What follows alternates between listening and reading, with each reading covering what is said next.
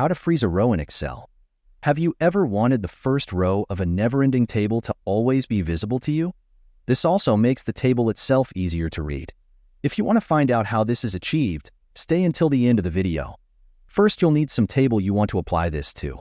I will choose this one. All you need to do is click on the first field that has a value in your table. When you have done that, select the View section from the menu. In the View section, find the Freeze Panes option and click on it. 3 options will appear. The Freeze Panes option will leave the first row and column visible while scrolling. The second option will leave only the first row visible, and the third option will freeze only the first column. We need an option that freezes the first row. We're going to show her off, and that's all. If you did everything well, when you start scrolling through the table, the first row will be frozen and always visible. That's all for this video. If you found this tutorial helpful, don't forget to give it a thumbs up, subscribe for more office tips, and hit that notification bell so you never miss an update from us.